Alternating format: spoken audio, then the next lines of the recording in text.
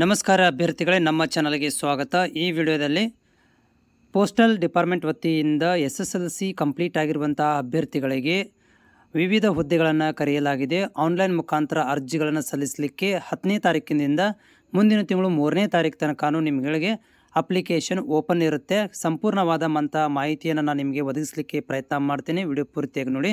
ಜೊತೆಗೆ ನಿಮಗೆ ಕಾಣಿಸ್ತಾ ಇದೆಯಲ್ಲ, ಇಲ್ಲಿ ನೋಡ್ತಾ ಇದ್ದೀರಿ, ಸ್ಕ್ರಾಲ್ ಆಗ್ತದೆ. GDS online engagement schedule 1 January 2025 number of posts 21,413 ಪೋಸ್ಟ್ಗಳನ್ನು ಇಲ್ಲಿ ಕರೆಯಲಾಗಿದೆ. So application submission started 10/2/2025 and date 3/3/2025 ಅಂತ ಕೊಟ್ಟಿದ್ದಾರೆ. ಇದರ ಲಿಂಕನ್ನು ಕೂಡ ಡಿಸ್ಕ್ರಿಪ್ಷನ್ ಕೊಟ್ಟಿರ್ತೀನಿ, ಹೋಗಿ ನೀವು ಆನ್ಲೈನ್ ಮುಖಾಂತರ ಅಪ್ಲಿಕೇಶನ್ ಹಾಕ್ಬೋದು. ಮತ್ತು ಕರ್ನಾಟಕಕ್ಕೆ ಎಷ್ಟು ಪೋಸ್ಟ್ ಇದೆ ಅದನ್ನು ಕೂಡ ಸಂಪೂರ್ಣವಾದಂಥ ಮಾಹಿತಿಯನ್ನು ಕೊಡ್ತೇನೆ. ಸೊ ಮುಂದೆ ಬರುವಂತಹ SSLC ಬೇಸ್ ಮೇಲೆ ಮತ್ತು ಗೌರ್ಮೆಂಟ್ ಜಾಬ್ಗಳ ಅಪ್ಡೇಟಿಗಾಗಿ ಚಾನಲ್ ಸಬ್ಸ್ಕ್ರೈಬ್ ಕೂಡ ಮಾಡೋದನ್ನು ಮರಿಬೇಡಿ. ಸೊ ಈ ಒಂದು ಜಾಬ್ ನೋಟಿಫಿಕೇಷನಲ್ಲಿ ಕೊಟ್ಟಿರುವಂಥದ್ದು 7ನೇ ತಾರೀಕಿಗೆ ಬಂದಿರುವಂಥ ಆದೇಶ ಇದು. ಮತ್ತು 10ನೇ ತಾರೀಕಿಗೆ ಅಪ್ಲಿಕೇಶನ್ ಅಂದರೆ ನಿನ್ನೆಯಿಂದ ಅಪ್ಲಿಕೇಶನ್ ಸ್ಟಾರ್ಟ್ ಆಗಿದೆ. ಏನಪ್ಪ ಅಂತಂದರೆ ಫೆಬ್ರವರಿ 2025ರಿಂದ ಇದು ಆರಂಭವಾಗಿದೆ. ಇಲ್ಲಿ ಯಾವೆಲ್ಲ ಪೋಸ್ಟ್ಗಳು ಇದ್ದಾವೆ ಅಂತಂದರೆ, ಒಂದು ಗ್ರಾಮೀಣ ಡಾಕ್ ಸೇವಕ್ GDS ಅಂತ ಕರೀತಾರೆ. ಆಮೇಲೆ BPM post branch post master ಮತ್ತು ಅಸಿಸ್ಟೆಂಟ್ ಬ್ರಾಂಚ್ ಪೋಸ್ಟ್ ಮಾಸ್ಟರ್ನು ಕೂಡ ABPM ಮತ್ತು ಡಾಕ್ ಸೇವಕ್ಸ್.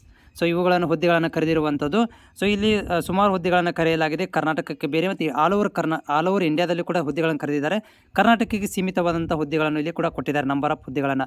ಸೊ ನೀವು ಆನ್ಲೈನ್ ಮುಖಾಂತರ ಅಪ್ಲಿಕೇಶನ್ ಸಲ್ಲಿಸಬೇಕಾಗುತ್ತೆ. ಆನ್ಲೈನ್ ಮುಖಾಂತರ ನೀವು ಏನಪ್ಪ ಅರ್ಜಿಯನ್ನು ನೀವು ಇಲ್ಲಿ ಏನು ಮಾಡ್ಬೋದು ಅಂತಂದರೆ, ಒಂದು ಅರ್ಜಿಗಳನ್ನು ಮಾತ್ರ ನೀವು ಸಲ್ಲಿಸಬಹುದಾಗಿದೆ. ಅದಕ್ಕೆ ಅರ್ಜಿ ಸಲ್ಲಿಸಲಿಕ್ಕೆ ಒಂದು ದಿನಾಂಕಗಳನ್ನು ರಿಜಿಸ್ಟ್ರೇಷನ್ನು ಮತ್ತು ಅರ್ಜಿಗಳನ್ನು ಆನ್ಲೈನ್ ಅರ್ಜಿಗಳನ್ನು ಸಲ್ಲಿಸಲಿಕ್ಕೆ ಸೊ ಈಗಾಗಲೇ ಸ್ಟಾರ್ಟ್ ಆಗಿದೆ. 10/2/2025ರಿಂದ 3/3/2025 ತನಕ ಇರುತ್ತೆ.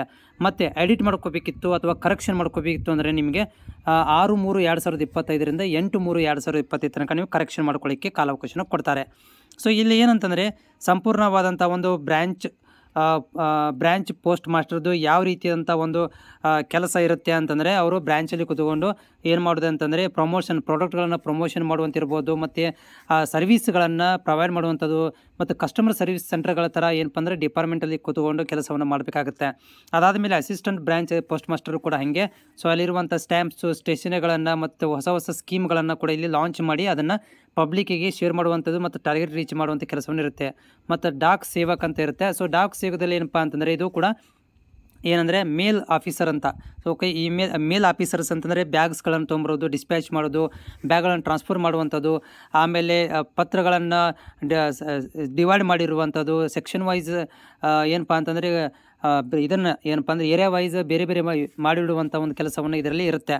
ಸೊ ಇಲ್ಲಿ ಎಷ್ಟು ಏನಪ್ಪ ಅಂದರೆ ಸ್ಯಾಲ್ರಿ ಎಷ್ಟಿರುತ್ತೆ, ಸ್ಟಾರ್ಟಿಂಗ್ ಸ್ಯಾಲ್ರಿ ನೋಡ್ಬೋದು. ಇಲ್ಲಿ ನಿಮಗೆ ಆ್ಯಸ್ ಪರ್ ದ ಒಂದು ರೂಲ್ಸ್ ಪ್ರಕಾರ ಏನಂತಂದರೆ, ಅವರುಗಳಿಗೆ ಸ್ಲ್ಯಾಬ್ಸ್ ಸ್ಟಾರ್ಟಿಂಗ್ 12,000ರಿಂದ 29,000 ತನಕ ಯಾರಿಗೆ ಬ್ರ್ಯಾಂಚ್ ಪೋಸ್ಟ್ ಮಾಸ್ಟರ್ಗಿರುತ್ತೆ.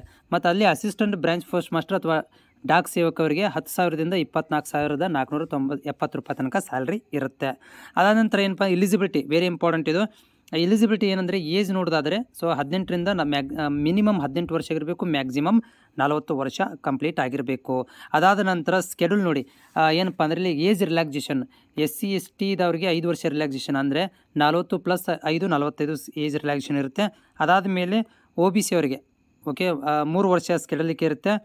OBC ಅವರಿಗೆ 3 ವರ್ಷ. ಮತ್ತು ಇಕನಾಮಿಕಲಿ ವೀಕರ್ಸ್ ಇರೋದಕ್ಕೆ ಯಾವುದೇ ಥರಂಥ ನೋ ರಿಲ್ಯಾಕ್ಸೇಷನ್ ಇರೋದಿಲ್ಲ. ಮತ್ತು ಡಿಸಾಬಿಲಿಟಿ ಇದ್ದವ್ರಿಗೆ 10 ವರ್ಷ ರಿಲ್ಯಾಕ್ಸೇಷನನ್ನು ಕೊಟ್ಟಿದ್ದಾರೆ ಇಲ್ಲಿ. ನೆಕ್ಸ್ಟು ಎಜುಕೇಷನ್ ಕ್ವಾಲಿಫಿಕೇಷನ್ ತುಂಬ ಇಂಪಾರ್ಟೆಂಟು. ಸೊ ಅಭ್ಯರ್ಥಿಗಳು ಏನಪ್ಪ ಅಂತಂದರೆ, ಇಲ್ಲಿ SSLC ಪಾಸ್ ಆಗಿರಬೇಕು.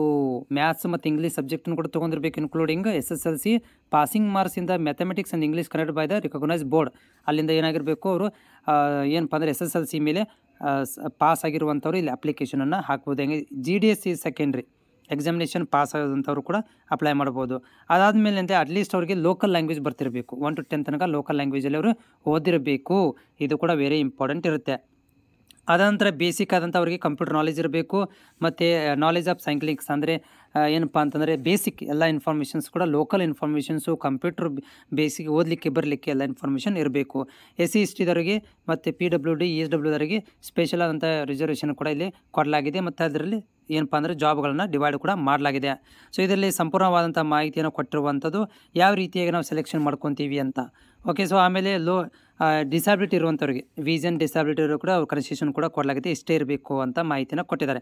ಅಪ್ಲೈ ಹೆಂಗೆ ಮಾಡೋದು ಅಂತಂದರೆ ಆನ್ಲೈನ್ ಮುಖಾಂತರ ನೀವು ಅಪ್ಲಿಕೇಶನ್ ಹಾಕಬೇಕಾಗುತ್ತೆ. ಅಪ್ಲಿಕೇಶನ್ ಹಾಕಿ ನೀವು ಸಬ್ಮಿಟ್ ಮಾಡಿದ ಮೇಲೆ ಸೆಲೆಕ್ಷನ್ ಕ್ರೈಟೀರಿಯಾನ ಪರ್ಸೆಂಟೇಜ್ ಬೇಸ್ ಮೇಲೆ ಗ್ರೇಡ್ ಮೇಲೆ ನೀವು ತೆಗೆದುಕೊಂಡಿರುವಂಥ SSLC ಬೇಸಸ್ ಮೇಲೆ ನಿಮಗೆ ಇಲ್ಲಿ ಸೆಲೆಕ್ಷನ್ ಮಾಡ್ಕೊತಾರೆ. ಓಕೆ, ಆಮೇಲೆ ಇಲ್ಲಿ ಏನಪ್ಪ ಅಂತಂದರೆ ಇಲ್ಲಿ ಸಂಪೂರ್ಣವಾಗಿ ಕಾಸ್ಟ್ ಮತ್ತು ನಿಮ್ಮ ಪರ್ಸೆಂಟೇಜ್ ವೆರಿ ಇಂಪಾರ್ಟೆಂಟ್. ಇಲ್ಲಿ ಪರ್ಸೆಂಟೇಜ್ ಬೇಸ್ ಮೇಲೆ ಸೆಲೆಕ್ಷನ್ ಮಾಡುವಂಥ ಕೆಲಸವನ್ನು ಇವರು ಮಾಡ್ತಾರೆ. ಸೊ ಇದು ಅಪ್ಲಿಕೇಶನ್ ಹಾಕಲಿಕ್ಕೆ ಏನೆಲ್ಲ ಮಾಹಿತಿ ಬೇಕಂತಂದರೆ SSLC ಮಾರ್ಕ್ಸ್ ಕಾರ್ಡ್ಗಳು ಬೇಕು, ID ಪ್ರೂಫ್ ಬೇಕು, ಕಾಸ್ಟ್ ಸರ್ಟಿಫಿಕೇಟು, PWD ಇದ್ದರೆ PWD, ಇಕನಾಮಿಕಲಿ ವೀಕರ್ ಅಂದರೆ ಕಾಸ್ಟ್ ಇನ್ಕಮ್ ಸರ್ಟಿಫಿಕೇಟು, ಆಮೇಲೆ ಡೇಟ್ ಆಫ್ ಬರ್ತ್ ಪ್ರೂಫ್ ಬೇಕು ಮತ್ತು medical certificate issued by the medical officer, fitness certificate ಬೇಕಾಗುತ್ತೆ. ಓಕೆ, ಅದ್ರ ಜೊತೆಗೆ ಅಡಿಷನಲ್ ಇನ್ಫಾರ್ಮೇಷನ್ ಕೂಡ ಕೊಡುತ್ತೆ. ನಿಮ್ಮದು ಇಮೇಲ್ ID ಆಮೇಲೆ ಫೋನ್ ನಂಬರ್ಸ್ ಎಲ್ಲ ಮಾಹಿತಿಯನ್ನು ಕೇಳುತ್ತಲ್ಲಿ. ಆಮೇಲೆ ಸಂಪೂರ್ಣವಾದಂಥ ಅಡ್ರೆಸ್ಸು ಎಲ್ಲ ಮಾಹಿತಿಯನ್ನಕ್ಕೆ ನೀವು ಸಂಪೂರ್ಣವಾಗಿ ಇಲ್ಲಿ ಮಾಹಿತಿ ಫಿಲ್ ಮಾಡಿ ಮತ್ತು ನಿಮ್ಗೆ ಎಲ್ಲಿ ಬೇಕು, ಯಾವ ಒಂದು ಜಿಲ್ಲೆಗಳಲ್ಲಿ ಬೇಕು, ಯಾವ ಊರಿಗೆ ಬೇಕು ಅನ್ನೋದನ್ನು ಕೂಡ ನೀವು ಅಲ್ಲೇ ನೀವು ಏನು ಮಾಡಬೇಕಾಗತ್ತೆ, ಸಂಪೂರ್ಣ ಮಾಹಿತಿ ಕೊಡಬೇಕಾಗತ್ತೆ. ಸೊ ಇಲ್ಲಿ ನಿಮ್ಮ ಫೋನ್ ನಂಬರ್ ಜೊತೆಗೆ OTP ಕೂಡ ಕಾಂಟ್ಯಾಕ್ಟಲ್ಲಿ ಇರುತ್ತೆ ಮತ್ತು ಜಿಮೇಲಿಗೂ ಕೂಡ OTP ಬರುತ್ತೆ. ಆಧಾರ್ ಕಾರ್ಡು, ಆಮೇಲೆ ನಿಮ್ಮದು ಬೋರ್ಡ್ ಪಾಸಿಂಗ್ ಇಯರು, ಆಮೇಲೆ ಸ್ಕ್ಯಾನರ್ಡ್ ಫೋಟೋ ಮತ್ತು ಸ್ಕ್ಯಾನ್ ಸಿಗ್ನೇಚರ್ ಕೂಡ ಇಲ್ಲಿ ಬೇಕಾಗುತ್ತೆ. ಆಮೇಲೆ ಫೀಸ್ ನೋಡಿ, ಫೀಸ್ ಎಷ್ಟಿರುತ್ತೆ ಅಂದರೆ ಆನ್ಲೈನ್ ಅಪ್ಲಿಕೇಶನ್ ₹100 ಇರುತ್ತೆ. ಓಕೆ, ಅದಾದಮೇಲೆ SC ST PWDದವರಿಗೆ ಏನಪ್ಪ ಅಂದರೆ ಇಲ್ಲಿ ಯಾವುದೇ ಥರ ಅಂತ ಫೀಸ್ ಇರೋದಿಲ್ಲ. SC STದವರಿಗೆ ಫ್ರೀ ಇರುತ್ತೆ, ಅದರ ಕಾಸ್ಟ್ನೇರ್ಗೂ ₹100 ಫೀಸ್ ಇರುತ್ತೆ ಅಷ್ಟೇ. ಓಕೆ, ಸಂಪೂರ್ಣವಾದ ಮಾಹಿತಿಯನ್ನು ಕೂಡ ಆಫೀಷಿಯಲ್ ವೆಬ್ಸೈಟಲ್ಲಿ ಕೂಡ ಹೋಗಿ ಇದನ್ನು ನೋಡಿಕೊಂಡು ಅಪ್ಲಿಕೇಶನ್ ಕೂಡ ಹಾಕ್ಬೋದು. ಬೇಸಿಕ್ ಸಿಂಪಲ್ ಅಂತ ಒಂದು ಅಪ್ಲಿಕೇಶನ್ ಇರುತ್ತೆ ಮತ್ತು ಫೋಟೋ ಸಿಗ್ನೇಚರ್ಗಳು ಕಂಪಲ್ಸರಿಯಾಗಿ JPG ಫಾರ್ಮೆಟಲ್ಲೇ ಇರಬೇಕು ಅಂತ ಹೇಳಿದ್ದಾರೆ. ಓಕೆ, ಇವಾಗ ಹೋಗೋಣ ಏನಂತಂದರೆ ಎಷ್ಟು ಸೀಟ್ಗಳಿದಾವೆ, ಕರ್ನಾಟಕಕ್ಕೆ ಮಾತ್ರ ಎಷ್ಟು ಸೀಟ್ಗಳಿದಾವೆ ಅನ್ನೋದನ್ನು ಸ್ವಲ್ಪ ಮಾಹಿತಿನ ತಲೆ ಹಾಕೋಣ. ನೋಡಿ, ಕರ್ನಾಟಕಕ್ಕೆ ಎಷ್ಟು ಸೀಟ್ಗಳಿದಾವೆ ಅಂತಂದರೆ ಇಲ್ಲಿ ನಾನು ನಿಮಗೆ ತೋರಿಸ್ತಾ ಇದ್ದೀನಿ. ಕರ್ನಾಟಕಕ್ಕೆ ಮಾತ್ರ ಒಂದು ಸೀಮಿತ ಒಂದು ಪೋಸ್ಟ್ಗಳು ಅಂತಂದರೆ ನಿಮ್ಗಳಿಗೆ ಇಲ್ಲಿ ಎಷ್ಟು ಬರುತ್ತೆ ಅಂದರೆ 1714 ಸೀಟುಗಳು ಇಲ್ಲಿ ಕರ್ನಾಟಕ ಕೊಟ್ಟಿದ್ದಾರೆ. 1714 ಸೀಟುಗಳು ಕರ್ನಾಟಕಕ್ಕಿವೆ. ಸೊ ಯಾರೆಲ್ಲ ಪರ್ಸೆಂಟೇಜ್ ಜಾಸ್ತಿ ಇದೆ, ಇದು ಕಂಪ್ಲೀಟಾಗಿ ಪರ್ಸೆಂಟೇಜ್ ಬೇಸ್ ಮೇಲೆ ಇರೋದ್ರಿಂದ SSLC ಹೈಯೆಸ್ಟ್ ಪರ್ಸೆಂಟೇಜ್ ಇರುವಂಥ ಅಭ್ಯರ್ಥಿಗಳು ಈ ಒಂದು ಅಪ್ಲಿಕೇಶನನ್ನು ಹಾಕ್ಬೋದು. ಹೋಪ್ ಇದು ನಿಮಗೆ ಯೂಸ್ಫುಲ್ ಆಗಿದೆ ಅಂತ ಅಂದ್ಕೊಂಡಿದ್ದೀನಿ. ಅಭ್ಯರ್ಥಿಗಳು ನಮ್ಮ ಚಾನಲ್ ಹೊಸಬರಾಗಿದ್ದರೆ ಚಾನಲ್ ಸಬ್ಸ್ಕ್ರೈಬ್ ಮಾಡೋದನ್ನು ಕೂಡ ಮರಿಬೇಡಿ.